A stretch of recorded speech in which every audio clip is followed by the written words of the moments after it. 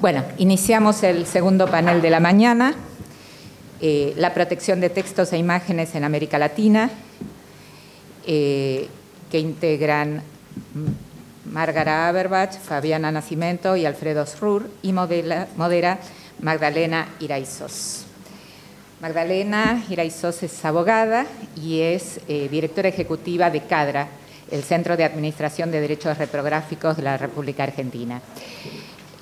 Sobre las biodatas de los integrantes pueden acceder a través de la página de ATI en el programa o la lista de los integrantes de los paneles, o en la página de la Feria del Libro. Allí también van a poder encontrarlos, así no los canso con demasiada información. Magdalena. Bueno, muchísimas gracias. Bueno, buen día a todos y a todas. Un placer, como siempre, estar en las jornadas del ATI, que realmente son muy importantes para todos, ¿no? En este intercambio de información, conocimiento y de concientización sobre los derechos que todos tienen. Bueno, ahora me voy a poner otro sombrero y voy a convertirme en Márgara Haberbach. Les pido disculpas por ella. Lo cierto es que su marido ha tenido una intervención de cierta relevancia, de urgencia, y bueno, son estos imponderables que por suerte y por ser humanos a veces nos suceden. Y va a andar todo bien. Lo primero que voy a leer, lo escrito por ella, voy a tratar de hacerlo de la mejor manera para que no les resulte aburrido o poco dinámico. Bueno, lo primero que dice Márgara, obviamente, que me lo encomienda a mí, es el agradecimiento a la ATI por haberla invitado a participar en este panel, y que lamenta profundamente, obviamente, no estar. Pero de alguna manera está, porque además se tomó el trabajo de escribir estas palabras que voy a leer, en la situación en la que está, que me parece que es valorable. Empieza diciendo: hablo de este tema un poco de oído. Nunca estudié las bases legales, filosóficas, históricas y económicas del tema de los derechos de autor. Por eso, lo que sigue es solamente la exposición de mi experiencia como autora de literatura y como traductora literaria. Antes que nada, como cuando escribo reseñas en diarios, quiero aclarar desde dónde hablo.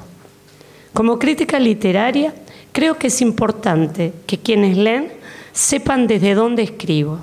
Por ejemplo, si comento un libro de un género que no me gusta, lo aclaro, para que quienes me leen sepan hasta qué punto coincido o no con sus preferencias, y por lo tanto, hasta qué punto les sirve mi reseña. Por ejemplo, nunca me gustó el terror. Si alguna vez comento un libro de ese género, me parece indispensable decirlo, para que quienes aman el terror lean mis opiniones, sabiéndolo, y la juzguen desde esa base. Así que aquí van mis aclaraciones sobre los derechos. Yo no vivo de mis derechos como autora y como traductora. Soy doctora en letras y traductora literaria, y fui docente universitaria y terciaria. Ni mis traducciones ni mis libros como autora fueron nunca el centro económico para mí. Mis ingresos principales fueron siempre los de la docencia. Actualmente traduzco y enseño en cursos privados, pero mi ingreso principal sigue siendo mi actividad, mi jubilación por la actividad docente. Creo que eso importa, y que seguramente no diría lo mismo que digo si mi experiencia hubiera sido la contraria. Acá me parece que hay un punto, ¿no?, para lo que viene para todos ustedes. Para pensar. Empecemos por la existencia de casos en los que no se cobran derechos. Por ejemplo, los libros académicos o de poesía. Los profesores universitarios publicamos libros académicos porque, aunque no nos paguen derechos, no son muy útiles para la duración del contrato. 3. El porcentaje del precio de venta que corresponde como regalía. Voy a decir algo más sobre esto, pero de entrada, en algunas editoriales españolas y una argentina que ya cerró, se pagaba entre el 6 y el 7% y no el 10%. Ay, perdónenme, hice algo mal, ¿no? Hice algo mal. No hice algo mal. Lo que pasa es que ella alteró un número en la redacción. Cuarto es la existencia o no de anticipo. Algunas editoriales que publican literatura infantil no lo pagan. Quinto, número de ejemplares que recibimos como autor. Sexto, la forma en que se pagan los derechos de la compra del Estado. Para mí, maravillosa, vendí bastante al Estado. Al respecto, las editoriales chicas la liquidan cuando reciben el pago del Estado, aunque sea fuera de la fecha normal de cierre. En cambio, las grandes no lo hacen. Me pasó una vez que el Estado pagara una de esas compras en julio y yo recibiera las regalías en febrero del año siguiente. ¿Se imaginan esto? ¿No? Con los porcentajes inflacionarios, lo que significa para un autor. Para negociar todo esto, sigue diciendo ella, confieso que me encantaría tener un representante, pero nunca lo conseguí. Solo aceptan escritores con muchas ventas y hace tiempo que dejé de intentarlo. En cuanto a los contratos de traducción, tengo más de 80 libros traducidos para editoriales. Empecé a trabajar en eso en la década del 80. Durante muchos años no firmé contrato para traducir. Todo se hacía de palabra y en mi caso sin ningún inconveniente. Cuando empecé a firmar no me gustó porque en muchos de esos contratos había que declarar que nunca se reclamarían regalías por la traducción, que el pago sería únicamente el acordado en el contrato sin importar las ventas del libro, ¿no? Otro punto en el que todos ustedes tienen que detenerse y pensar cómo quieren continuar. En esos casos yo hubiera preferido no firmar nada, con la idea de que si alguna vez conseguíamos una ley del libro que nos diera derechos por la traducción, seguimos sin tenerla, yo podría reclamarlos por los libros que todavía estuvieran en el mercado. Actualmente firmo contratos con mayor frecuencia, pero no siempre, y todos piden esa renuncia futura. Derechos por la traducción solo los cobré una vez para una publicación en España y me costó mucho acceder al dinero. Derechos compartidos. ¿Qué pasa cuando ciertos grupos consiguen que les paguen derechos? Situación muy parecida a los de traductores que todavía no los cobramos. Cuando los ilustradores consiguieron cobrarlos en los libros para chicos, sobre todo en las obras en las que el dibujo tiene mucho peso, yo como escritora de literatura infantil juvenil aplaudí con ganas. Me parecía que, igual que quien traduce, la dibujante no debería cobrar solo una suma, sino también regalías por las ventas. El problema es que cuando se empezaron a pagar esos derechos, el porcentaje que recibían los dibujantes, 4 o 5%, se restó del 10% del escritor. Así, hay libros en los que yo actualmente cobro el 5 o el 6 en lugar del 10, porque el resto va para él o la dibujante. Yo lo acepto, pero me parece francamente injusto que las editoriales no resignen siquiera 1 o 2 puntos. Tercer punto, me parece a mí, para que ustedes se detengan a pensar cómo quieren seguir. Con los traductores pasa lo mismo. En mi único cobro de regalías cobré el 1% y el autor del original 9%, en lugar del 10%. Quiero dejarlo dicho porque es algo que sigue pareciéndome mal y porque me consta que en algunas poquísimas editoriales eso no sucede. La editorial paga el 10% y también un porcentaje al dibujante. Traducción. Pasemos ahora a la traducción literaria en particular. En mi opinión, es la más compleja en cuanto al manejo estético del lenguaje meta y la comprensión de ese manejo en la lengua origen.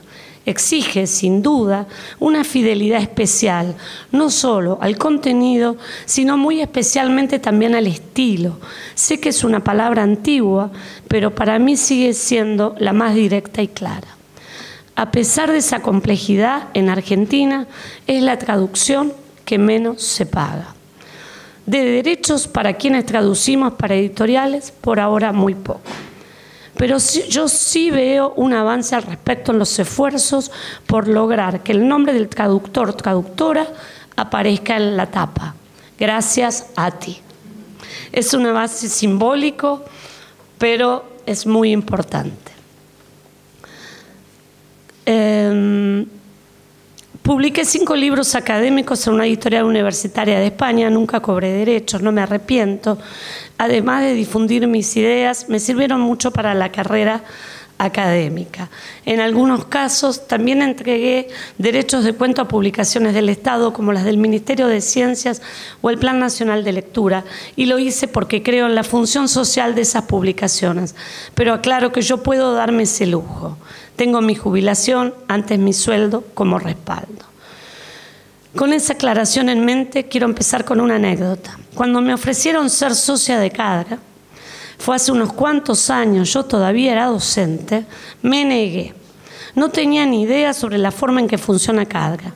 Creía que era algo parecido a una representación de autores y que la institución se quedaba con un porcentaje de las regalías de los socios. Cuando se refiere acá a las regalías, son las regalías que ustedes deben percibir como uso primario de la obra, es decir, con el contrato de traducción. Y ella creía que Cadra se ocupaba de eso, de quedarse con el porcentaje del trabajo inicial que ustedes realizaban. Por eso se había negado.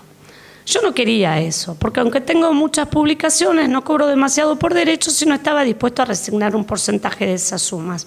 Con una paciencia que agradezco mucho, Cadra envió a alguien a explicarme en lenguas vivas donde yo enseñaba traducción literaria. Cuando entendí, acepté inmediatamente y desde entonces agradezco muchísimo el trabajo que llevan a cabo y lo difundo todo lo que puedo. La anécdota de color es que ella no se acuerda quién es esa persona que fue y era yo. Estela es testigo porque lo leyó en el correo. Bueno, en definitiva, el nombre en la tapa, junto con el título y el nombre del autor del original, reconoce el hecho de que quien lee en la lengua meta lee en realidad al traductor y no al autor del original. Traductor, traductora, por supuesto, ¿no? De ahí se deriva que ese segundo autor del texto debería cobrar derechos por su trabajo, como cobra el autor, autora del original. Cadra es parte del esfuerzo por ayudar a eso que se entienda.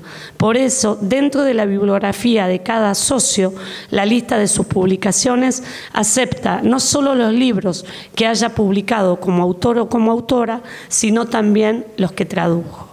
Ese avance tiene que ver con la lucha grupal de asociaciones como Cadra y ATI. Y acá yo digo, está clarísimo el trabajo que ha hecho ATI en todos estos años en pos de la defensa de los derechos de todos ustedes. Es realmente muy importante. Yo todavía no cobro regalías por mis traducciones, excepto lo que me envía Cadra, que son el segundo uso, ¿no? Pero tengo 2 o 3 libros en los que mi nombre aparece en la tapa y esa es una excelente base para seguir planteando que los derechos por traducción deberían ser ley. Firmado, doctora Márgara Aberbach. Bueno.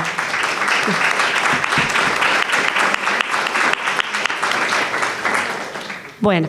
Es un panel un poco atípico, como veremos, pero con mucho contenido y con personas muy valiosas. Si Alati está de acuerdo, yo diría de ver el video para luego darle la palabra a Alfredo como titular de Derecho. ¿Les parece bien? Bueno. Hola a todos. ¿Vos la presentás, mencionás o...?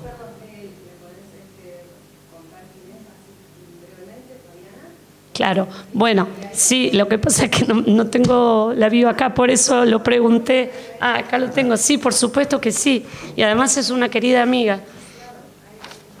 Porque bueno, en este ecosistema, ¿no es cierto?, más allá de trabajar mancomunadamente, trabamos vínculos, ¿no? Ah, acá lo tengo, ya me lo dio. Bueno, gracias. Bueno, les cuento de quién se trata nuestra expositora. Fabiana Nascimento es licenciada en Arquitectura y Urbanismo. Bueno, lo primero que es brasileña, con lo cual habla no sé, un español, ¿cómo se dice? Un portuñol, eso, no me estaba saliendo, un portuñol. Lo que pasa es que a mí no me gusta usar la palabra español, entonces quería decir portullano, eso me gusta más, Fabiana Nascimento es licenciada en Arquitectura y Urbanismo, con posgrado en Gestión de Proyectos, especialista en negocios y derechos de autor en las artes visuales. Es directora de operaciones y negocios de Outvis. Es la Asociación Brasileña de Derechos de Autores Visuales, fundadora y expresidente del Grupo Técnico de Sociedades de Artes Visuales de América Latina. Miembro activo de varios consejos y grupos del trabajo de la CISAC, que es la Confederación Internacional de Sociedades de Autores y Compositores. Participa activamente en diversos eventos, seminarios y movimientos para la defensa, ampliación y difusión de la gestión colectiva de los derechos de autor en las artes visuales, junto con CISAC, OMPI, que es la Organización Mundial de la Propiedad Intelectual, CERLALC, que es el Centro Iberoamericano de Fomento y Protección del Libro, que depende de la UNESCO, e International Author Forum, que es la asociación internacional, que la ATI es miembro activo, que nuclea a todos los autores de todo el mundo, a todos los creadores, más allá del colectivo en que pertenezca. Bueno, ella es Fabiana y nos va a hablar. Hola a todos, yo soy Fabiana Nascimento, directora de operaciones de negocios de la Sociedad Brasileña de Gestión Colectiva de Derechos de Autor de los Artistas Visuales. Primeramente, me gustaría mucho agradecer por la invitación a ti, a IAF, para participar de esta mesa.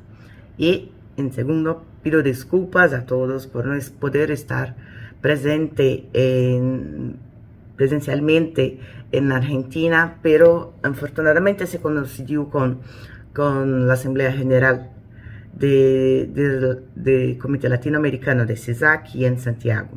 Y infortunadamente también no había conexión para que yo pudiera entrar al vivo. Bueno, yo fui invitada para hablar sobre la gestión colectiva de los derechos de autor, principalmente de los fotógrafos.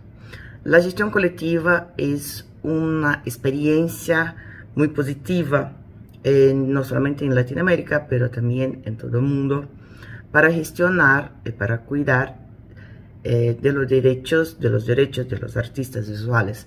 Cuando hablamos de artistas visuales, estamos hablando de los pintores, de los escultores, de los fotógrafos, de los arquitectos, designers, de los dibujadores, designers gráficos y cualquier profesional de la arte gráfica. Bien, en Argentina están representados hace muchos años por SAVA, y ahora los fotógrafos pueden ser representados también por CADRA. Nosotros trabajamos, no tenemos, hablando en general, no solamente de Brasil, pero cómo se funciona la gestión en las artes visuales en todo el mundo. Nosotros no tenemos diferencias entre los tipos la categoría de los artistas. Entonces, la forma que manejamos para un fotógrafo es la misma que manejamos para un pintor, que para un escultor o que para un arquitecto. Lo importante siempre es que los derechos, tanto los patrimoniales como morales, sean resguardados. Bien, los fotógrafos es una categoría muy importante, porque si tenemos hoy las imágenes de las obras de artes, por ejemplo, de la obra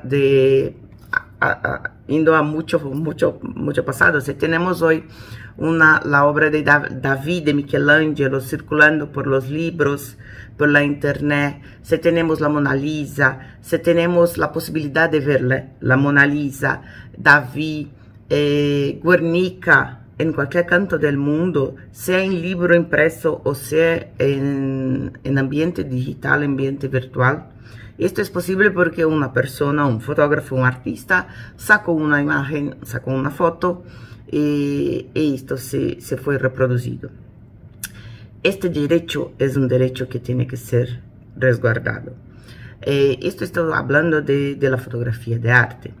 pero lo más importante, las formas de las otras fotografías, como la fotografía jornalística, la fotografía de moda, la fotografía de shows, todas son obras que con mucha frecuencia son obras que son reproducidas sin autorización, son usadas sin autorización, y ni siquiera mencionan el nombre del fotógrafo, menos aún que se paguen por esto.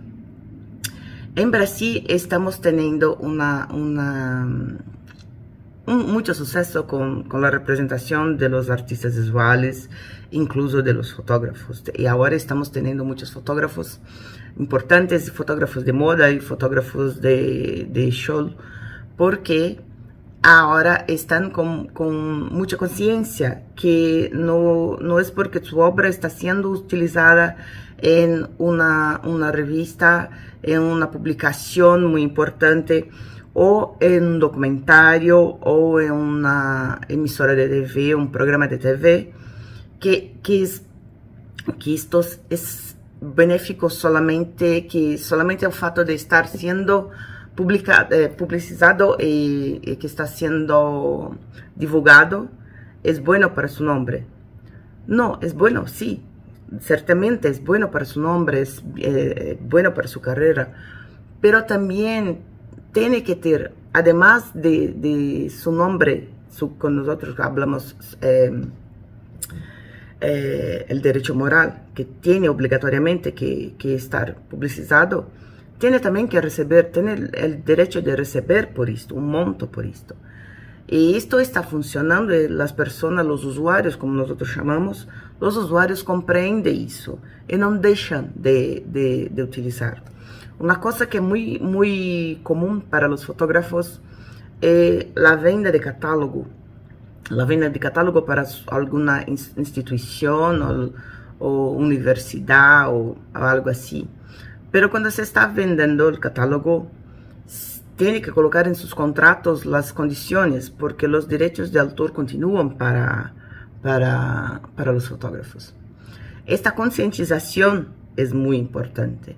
Y acá estoy hablando solamente de derechos de reproducción, pero también tiene los mismos derechos de ejecución pública, tiene derecho de participación, porque cuando una obra es revendida, el fotógrafo tenía un derecho de recibir por un porcentaje de lo que fue revendida la obra. Hay muchos derechos envolvidos. Puedo decir que la fotografía es muy, en números, podemos decir en números, las obras que más son reproducidas, no solamente en Brasil o Latinoamérica, pero también en el mundo. Entonces, hacer parte de una sociedad de gestión de derechos de autor es muy importante. Estar conectado con todas las otras sociedades del mundo, porque esto que hacer parte de las conferencias como de las confederaciones internacionales como CISAC, por ejemplo, es muy importante, porque de esta forma todas las obras que están siendo utilizadas y publicizadas en todo el mundo estarán protegidas. Y ahora principalmente en el ambiente digital. En el ambiente digital las personas creen que por estar en la internet la obra puede ser utilizada, la obra puede ser publicizada, la puede ser copiada, y no puede, es una obra protegida. En los bancos de imágenes, no es porque está en un banco de imágenes, que el fotógrafo se colocó en un banco de imágenes, tiene que ver las condiciones, tiene que considerar todas las condiciones de utilización. Puede ser usada para qué? Para prensa, para la prensa o para la publicidad. Entonces es un camino muy largo, son muchas cosas que tiene que tener en cuenta, pero es una gestión, es una protección que funciona. Yo puedo decir esto con muy asertividad, tanto en Brasil como en algunos países de Latinoamérica y toda Europa y Estados Unidos. Entonces, me coloco a disposición Magdalena y Estela tiene mi contacto. Estoy a disposición para conversar, para enviarme un correo si tiene alguna duda. Creo también que los amigos que estarán presentes, algunos amigos que estarán presentes pueden contestar alguna pregunta. Sí, estoy a disposición y espero que los fotógrafos de Argentina y los ilustradores, creo que algunos dibujantes también pueden estar presentes en la platea, que tengan conciencia que esos derechos deben ser protegidos. Sí, muchas gracias. Bueno, Fabiana me habló temprano y pretende que le transmita la pregunta que ustedes quieren hacer y que ella la va a responder por mi celular. Yo se lo transmito, pero bueno, pero está a disposición si hay algo, o eventualmente lo pueden hacer después de manera privada con ella también. Obviamente les paso el contacto. Pero me causó mucha gracia. Que pretendía contesto en vivo, le digo, por mi celular, con su, ¿cómo es? Portullano, ¿no? Con el portullano, imagínense. Bueno, ahora sí es el turno de Alfredo Rur. Bueno, Alfredo, creo que tienen todos aquí, pero me parece, desde mi lugar, yo lo voy a presentar como uno de los titulares de derecho que yo conozco, con más conciencia de clase de su derecho. Y eso me parece que es muy, muy importante. Es un reconocidísimo fotógrafo con un currículum extensísimo, pero yo preferiría, si no te agravio, presentarte así. Bueno. Porque me parece que lo que más sirve es eso, tener conciencia del derecho que ustedes tienen y del cual son titulares en el rol de traductores o traductoras. Así que yo me muchas gracias. Muchas gracias por la invitación, a ti. Y estaba pensando, creo que es la primera vez que un fotógrafo es invitado a una mesa de derechos de autor en la Feria del Libro. Nosotros dimos una charla hace unos años, digamos, pero autogestionada. Es la primera vez a nivel como más formal, digamos, que yo recuerde, no sé, acá está la compañera Verónica que está sacando fotos también, pero me parece que la fotografía argentina es vulnerada históricamente. Tenemos, a comparación de Brasil y todo el mundo, tenemos la menor protección en el mundo del derecho de la obra fotográfica. O sea, tenemos un récord mundial en Argentina. Digamos, yo tengo 47 años y tengo un montón de obra que está en dominio público, cuando para cualquier otra disciplina son 70 o 50 años después de la muerte del autor. O sea, la fotografía, si yo viviera 70 o 80 años de vida, tiene 100 años menos de protección que cualquier otra disciplina artística en promedio. 100 años, 100 años. La fotografía en Argentina no es considerada obra de arte a la hora de exportar, es un objeto, digamos, un objeto, ¿no? Un objeto mueble, se dice, ¿no? Objeto mueble. Junto con el video. Ni la fotografía ni el video es considerada obra de arte a la hora de exportar. Y yo quisiera agregar algo a lo que dijo también la compañera desde Brasil, ¿no? Nosotros habíamos creado una asociación de gestión colectiva hace más o menos 20 años atrás, al mismo tiempo que se creó SABA, porque la fotografía tiene otro conflicto muy grande en su esencia, digamos, que cuando la fotografía se da a conocer en Francia en 1839, las artes visuales prácticamente no existían. O sea, el concepto más de arte visual, de video, el cine ya existe más cercano al principio del siglo XX, mientras que la fotografía, la primera fotografía, la fija Niepce en 1826 y la da a conocer Francia librando la patente en 1839, ¿no? Entonces, la fotografía, al ser medio camaleónica y altamente reproducible, tiene todos los conflictos que puede haber, porque ya en el siglo XIX hubo juicios de derecho a autor con fotógrafos en Argentina, porque si yo hago una foto y viene otro fotógrafo y hace una foto de mi foto, eso lo puede vender a menor precio que el autor. Eso ya existía en el siglo XIX, ese tipo de estafas a los fotógrafos. Y hay jurisprudencia en ese sentido que, bueno, yo no lo hablé con Magdalena, pero es súper interesante, ¿no? Entonces, las artes visuales, de alguna manera, y la fotografía, al mismo tiempo, como decía la compañera, uno puede hacer una fotografía de una pintura y es una obra fotográfica que está reproduciendo otra obra. Entonces, es compleja la fotografía, es súper compleja la fotografía y difícil de definir. Y ahora, con la revolución digital, se complejiza aún más. O sea, y para que tengan una idea, en 1888 Kodak saca una cámara que hace que la fotografía sea popular en todo el mundo. O sea, la revolución digital es como la segunda revolución que sufre la fotografía en su esencia, digamos, ¿no? O sea, hoy todo el mundo hace fotografías. Sin embargo, ningún autor en Argentina cobra un centavo por sus reproducciones. Y nosotros habíamos creado una asociación de gestión colectiva que se llamaba SADAFO, al mismo tiempo que se creó SABA.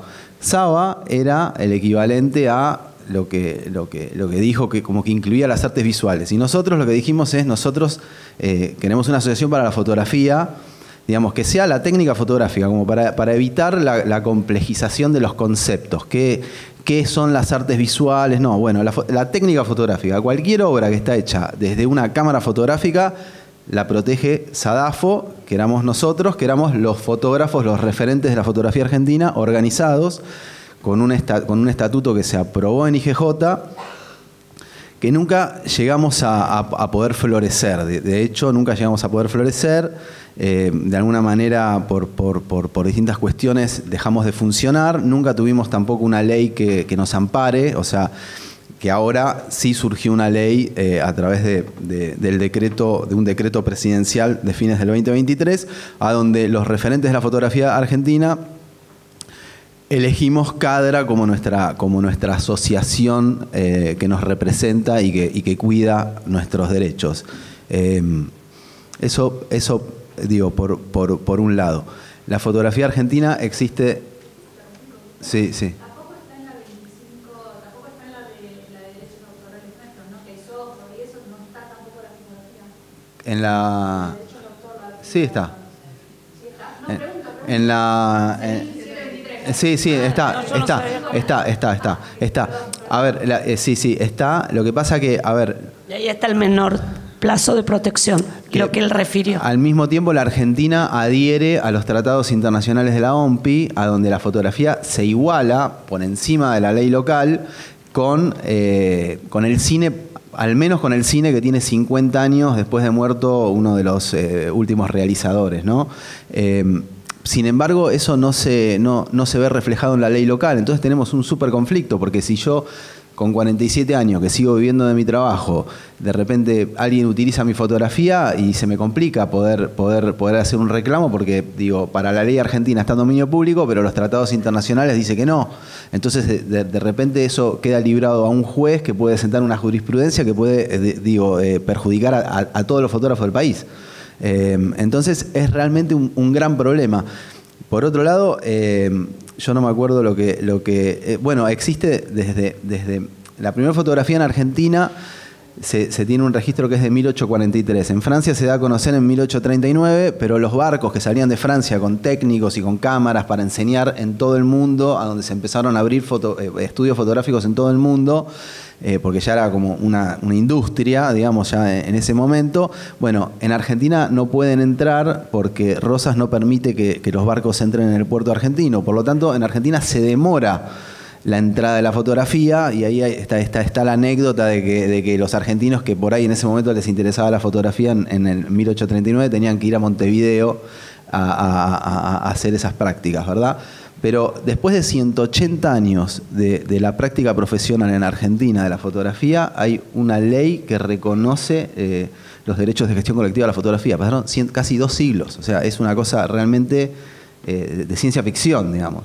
Y tampoco es casual de que en Argentina, está bien, el patrimonio en general está descuidado. Digo, yo soy director de un centro de fotografía donde nosotros conservamos aproximadamente 1,5 millones de documentos fotográficos desde 1843 hasta mi propio archivo, digamos, que de alguna manera lo que me impulsa a constituir este centro fotográfico es la falta de lugares, porque uno genera, o sea, yo tengo 47 años y somos la última generación de fotografía analógica. Entonces el material analógico junto con el cine es lo más difícil de conservar, porque es proteína para las ratas, para las cucarachas, para los insectos. Digamos, cuando la humedad está por encima del 50%, tienen hongos, los hongos comen la emulsión fotográfica. La emulsión fotográfica la agarra cuando no está cuidado en temperatura y humedad, la agarra lo que se llama el síndrome de vinagre y se deshace en su propio ácido, digamos. Entonces, la compañera hablaba del derecho moral y nosotros, o sea, el derecho moral es como, está todavía muy alto para nosotros el derecho moral, porque todavía nosotros no tenemos ni resuelta la protección del material. O sea, ni siquiera hablar de cobrar un centavo, ¿no? O sea, por ejemplo, Eduardo Longoni, que hace la foto del gol de Maradona con la mano, ¿ustedes piensan que cobró un peso? Se habrá reproducido decenas de millones de veces en todo el mundo hasta el día de hoy. O Marcos López, digamos entonces, ahora que yo estoy gestionando archivos desde otro lugar, no desde el lugar del fotógrafo, sino como por obligación, me tuve que volver gestor, digamos, porque si no gestiono, no gestiona nadie por mí. Digamos, y he visto hasta compañeros que han muerto, digamos, y esto por ahí resulta un poco dramático, pero es verdad, porque no llegó la ambulancia, porque no tenía una cobertura social correspondiente a haber dado 60 años de su vida para llenar de imágenes la Argentina y el mundo. Y no tenía una obra social, porque no tenemos una sociedad de gestión hasta el día de hoy, digamos, que ahora estamos empezando a pelear por nuestros derechos desde una estructura, con Magdalena, con la compañera también Manuela que está acá presente, digamos, y por primera vez es algo muy, muy, muy loco, ¿no? Que yo siento que tenemos una oficina a donde ir, que tenemos un abogado a quien consultar, que si tenemos un reclamo que hacer no tenemos que andar rogando en cualquier oficina para ver si por favor te podés ocupar de mi caso, porque no es negocio para nadie, digamos. Entonces es muy difícil encontrar un abogado que se ocupe de nuestros casos porque no es un gran negocio, digamos, ¿no? Entonces, y todo esto lo tuve que aprender militando, porque yo la verdad que no soy abogado. O sea, tuve que aprender de leyes, tuve que aprender de gestión, tuve que aprender y seguimos aprendiendo, porque ahora también nos estamos como organizando de la mejor manera posible, y al mismo tiempo hacer como una militancia con los compañeros y las compañeras de que entiendan, porque ¿qué es lo que por lo menos yo me di cuenta en 20 años de militancia de los derechos, ¿no? Cuando uno ya se acostumbra a la vulneración del derecho, ya es como que no se da cuenta ni siquiera que tiene derechos. Entonces está totalmente acostumbrado al maltrato, digamos. O sea, no. Es inimaginable si uno habla con cualquier fotógrafo o fotógrafa en Argentina y le dice, che, tu foto, o sea, a Eduardo Longoni, por ejemplo, tu foto de México 86, de gol con Maradona en la mano, hubiese merecido cobrar algo por eso. ¿Por qué? No, y tu foto que salió, que se viralizó tu foto, visto programas de televisión con las cortinas, la escenografía del programa de televisión, eran fotos de compañeros míos que me llamaban y me decían, porque me llaman y como estoy hace mucho tiempo en esto, me llaman, me dicen, mira, poné tal canal, fíjate el programa periodístico y la escenografía es una foto.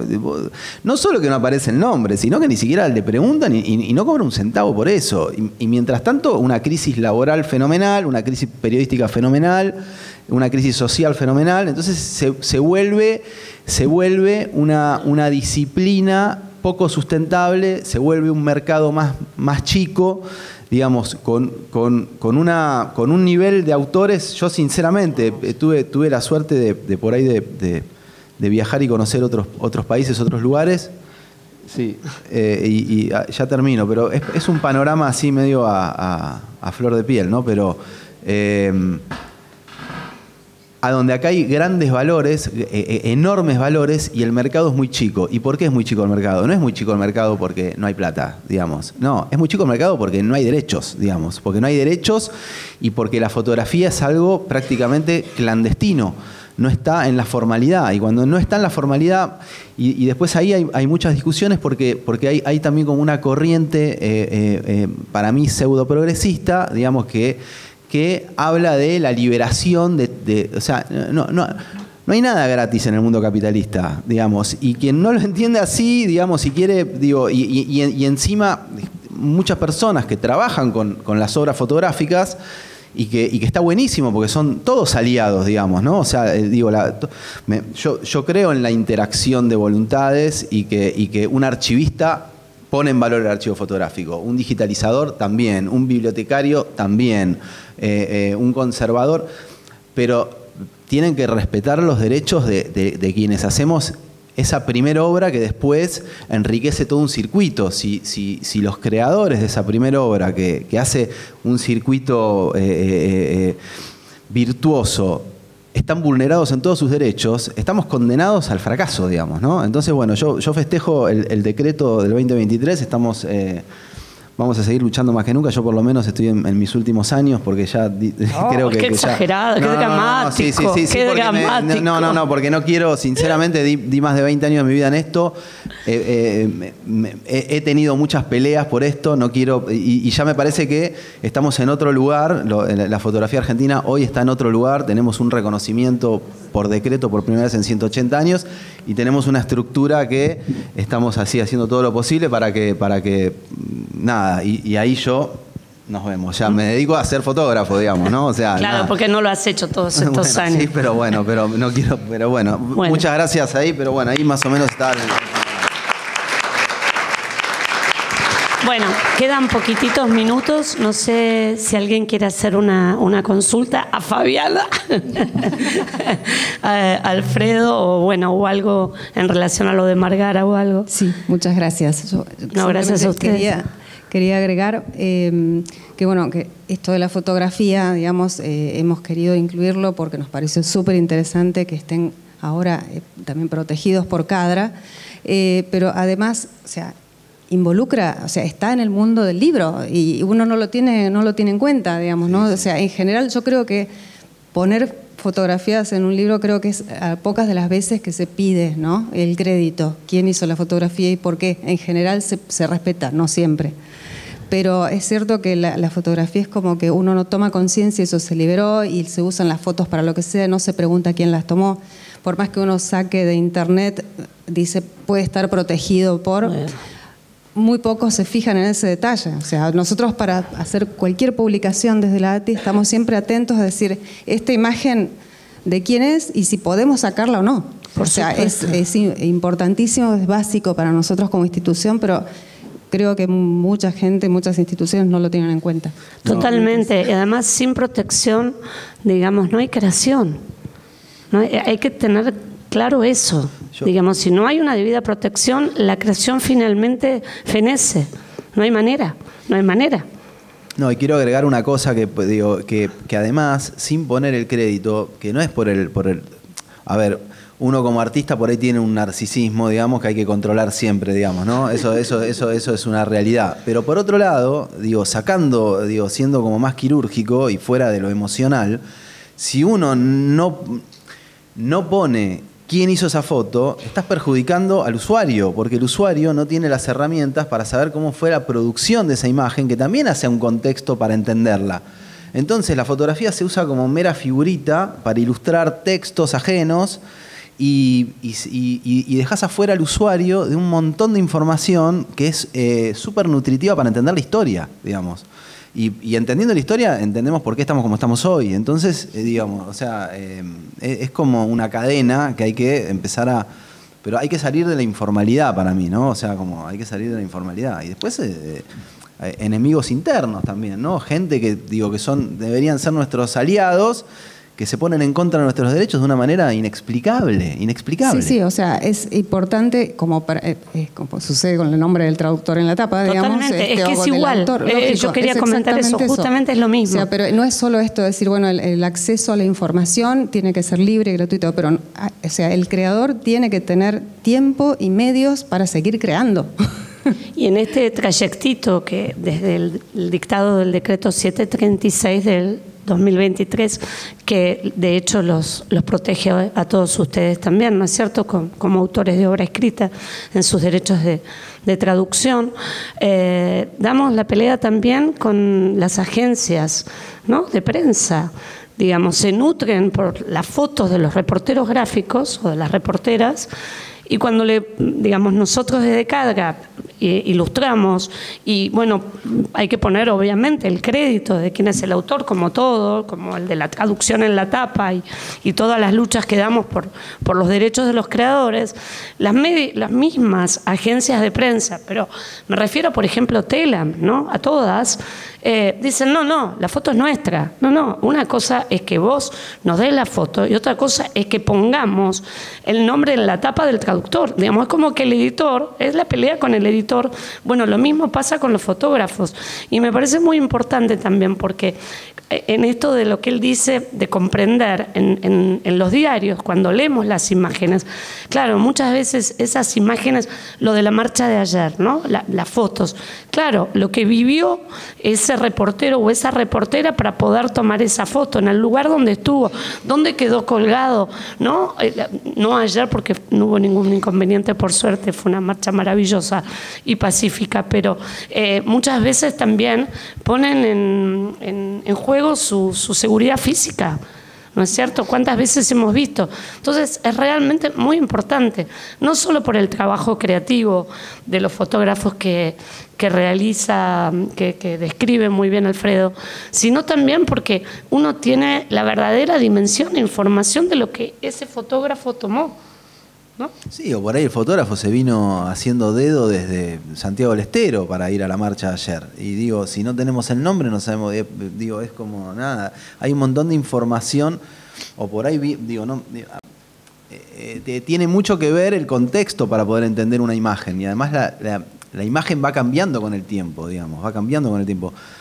Yo qué sé, las fotografías de la campaña del desierto que hace Pozo. Pozo, las fotografías que él hace, se las roban a Pozo, las reproducen de esta manera, o sea, son fotos de la campaña del desierto del siglo XIX, que él los vendía como álbumes y como fotos sueltas, que hay otros fotógrafos que las empiezan a reproducir y a vender más baratas. Entonces Pozo le pone un sello al negativo de vidrio.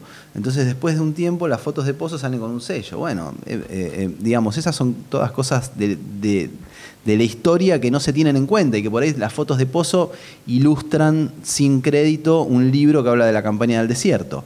Digamos, pero no dicen, digo, que Pozo acompañó, era casi un soldado más. No, un soldado más y la parte publicitaria de Roca, digamos, ¿no? Entonces, digo, de hecho no hay muertes, como no, o sea, había una conciencia absoluta de lo tendencioso de la fotografía, porque también esa es una cosa, la fotografía no es la realidad, digamos, es un recorte de la realidad donde también es muy fácil mentir, digamos. Entonces, todas esas cosas, digamos, nos enteramos estudiando y sabiendo quiénes son, digo, los autores y las autoras de la foto también.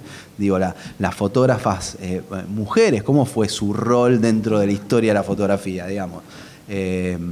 Bueno, son un montón de cosas, Pero tenemos que cerrar.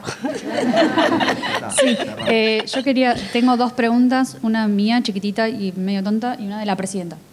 Así que hay que darle vuelta. Fundamental. Es de la presidenta. Sí, pero ¿puedo hacer la mía primero? Es chiquitita y tonta. ¿Cuál fue esa primera foto de 1843 que dijiste?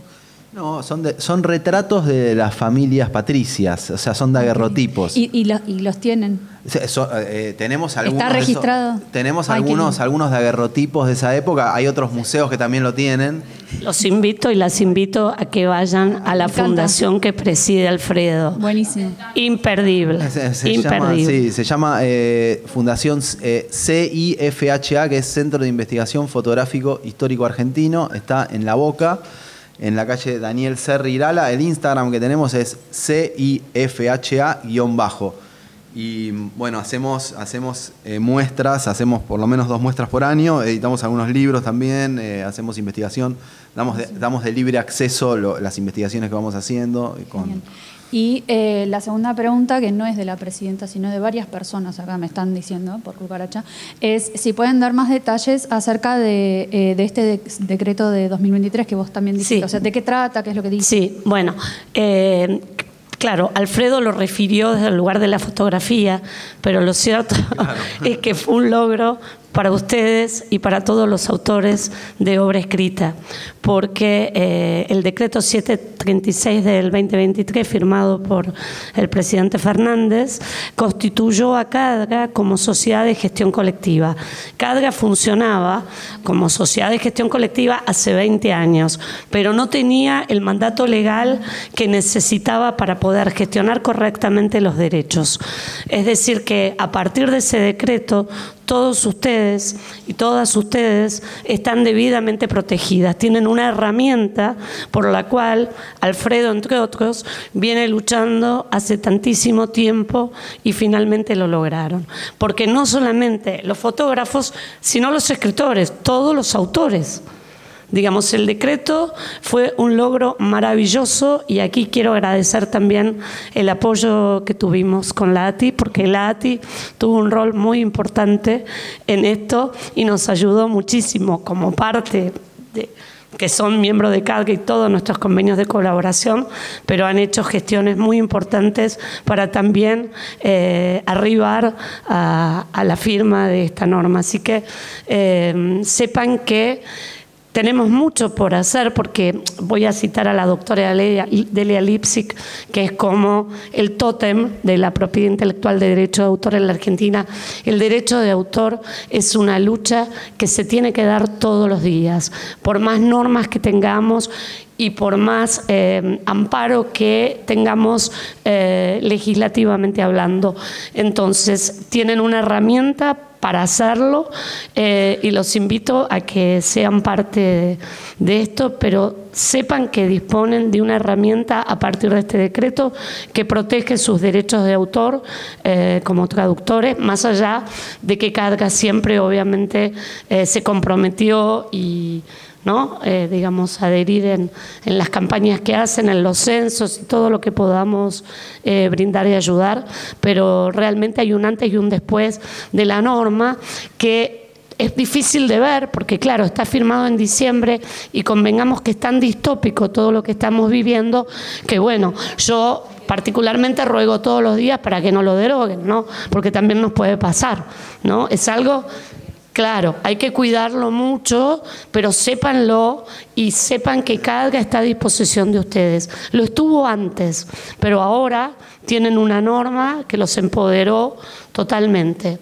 A ustedes, a los escritores que no son traductores, a los editores, a los fotógrafos como Alfredo, a los que son reporteros gráficos, digamos, tienen una herramienta que constituyó a CADGA como esa sociedad de gestión colectiva equivalente a, y lo digo así porque es como cuando todos lo visualizamos mejor, a SADAIC, a Argentores, a SAGAI, a ADICAPIF, ¿no? Seguramente alguna de esas siglas todos nos vinculamos en nuestras vidas, en las otras partes de nuestra vida. Bueno, justamente son los colectivos creativos nucleados para proteger los derechos de autor. Pero es necesario y era necesario la herramienta. ¿Por qué? Porque cuando íbamos a un juzgado, por ejemplo, nos decía, iniciábamos una acción del reclamo de los derechos de ustedes o de algunos de ustedes, bueno, ¿y ustedes quiénes son? No, somos CADGA, nosotros tenemos el mandato porque tenemos casi 2.000 socios y protegemos y representamos a los españoles, a los alemanes, a los mexicanos, a los brasileños. No, no, si acá no hubiera el titular de derecho, no nos reconocían la legitimación activa, que es una cuestión jurídica, digamos, un tecnicismo jurídico, pero no nos reconocía que éramos quienes éramos, ni que representábamos a quien representábamos. A pesar de tener firmado el mandato por ese titular de derecho, no nos reconocían como tales por no tener el mandato legal. Con lo cual, el decreto... Digo, estoy tratando de explicarlo de la manera más fácil posible, porque bueno, es una cosa como intrincada en términos legales o jurídicos y bueno, no es tan llano esto. Es una herramienta que disponen a partir del 9 de diciembre, fecha histórica, para proteger mejor los derechos que todos los días se conculcan y se van a seguir conculcando, porque la tecnología, y esto cierro con esto porque estoy excedida en el tiempo, la tecnología es una herramienta maravillosa para todo y también para perjudicar. Y ahí tenemos que tener claro que por más mandato legal, por más decretos, siempre va a haber voces altisonantes que son funcionales a quienes se llenan la plata, se llenan los bolsillos con la plata de lo que recaudan con los proveedores de Internet que no pagan y que se nutren con todo eso, ¿no? Es decir, que es una norma muy importante, pero es una lucha que hay que dar constante. Alfredo, cuando veníamos para acá, indignado, me contaba que hay en una carrera, ¿cómo es la carrera? ¿En la UNSAM? ¿Cómo se llama? Es una licenciatura en gestión de archivos en la UNSAM de arte y gestión de archivos, que forma algunas de las principales figuras de todos los archivos de Argentina. Claro, diciendo, digamos, que no hay que proteger, digamos, porque con esto del acceso libre y gratuito, que todos sabemos que, como dijo bien Alfredo, no existe el acceso libre y gratuito, alguien lo tiene que pagar. Digamos, por supuesto que queremos que se acceda a todo, pero es lo que digo siempre, ya acá me deben haber escuchado 20 veces, porque siempre digo lo mismo, es el artículo 27 de la Declaración Universal de los Derechos Humanos. Hay un inciso, que es el 27, que tiene un artículo que tiene 2 incisos. El derecho que tenemos todos y que debemos tener todos a acceder a la cultura y a la educación, obviamente, pero en el inciso segundo dice el derecho del creador a ser protegido por esa creación. Y esos 2 derechos, esos 2 incisos no están en pugna, se complementan.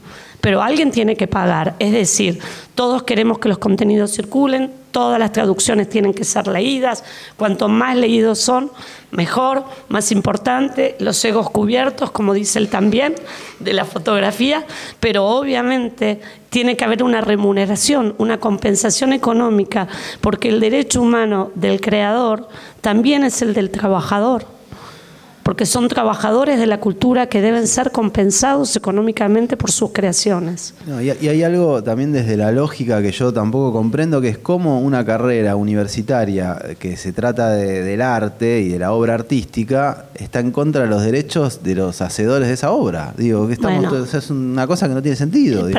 Para aclarar esto, le quiero decir 2 cosas. Primero, que la UNSAM tiene licencia de cátedra, paga por derechos de autor, es decir, que hay una concepción de la casa universitaria de la protección, forma profesionales con la idea de la protección, porque si no, no dispondría de presupuesto para pagar esto. Pero sí, lo que pasa es que Google y todos ellos han, digamos, todo, no es solamente Google, ¿no? Pero sintetizo en Google, y el tirano es tiempo, el tiempo es tirano, han financiado unidades académicas llevando voces de justamente el cercenamiento del derecho de autor. Tenemos que ser conscientes de eso. Y está muy bien que en la libertad de cátedra haya una voz disonante en contra del derecho de autor, pero lo que no puede faltar es una voz que forme a los profesionales diciendo por qué se debe proteger buena parte del contenido de esta charla o de tantas otras que sabemos. Así que de eso se trata, de hablar con la UNSAM, cosa que voy a hacer, para que en esa cátedra se incorpore, como tienen todas las otras cátedras, de edición, por ejemplo en Filo, obviamente hay voces, digamos, que todos los vemos en las redes, que son personas que están financiadas por Google. También quiero que quede claro esto. Muchos de los que leemos, que dicen acceso libre y gratuito, que nos suena tan bonito, porque la verdad que sí, claro, sería un mundo ideal, que todos pudiéramos acceder a todo en forma gratuita. Son personas que están financiadas, unidades académicas financiadas por los gigantes de Internet. Terminé. Muchas gracias y disculpas. Muchísimas gracias a los dos. Bueno, y sí, gracias a Cadra por todo el apoyo, como siempre, a los traductores, a los escritores. Y asóciense a la ATI porque es la que se ocupa de defenderlos. Y asóciense a Cadra, por favor, que es gratuito, bueno, sí, y los va a ayudar en todo lo que ya nos explicó Magdalena sí, y lo que explicó también Alfredo. Así que muchísimas gracias. Bueno, y gracias a ustedes y perdón porque nos pasamos. Y gracias a Márgara, que esto va a salir. Pero convengamos que fue un panel un poco atípico. Por supuesto. Sean piadosos. Y agradecemos también a Márgara por el texto que mandó, que lo va a ver en el video después. Todo esto va a quedar grabado. Y a Fabiana por su videito.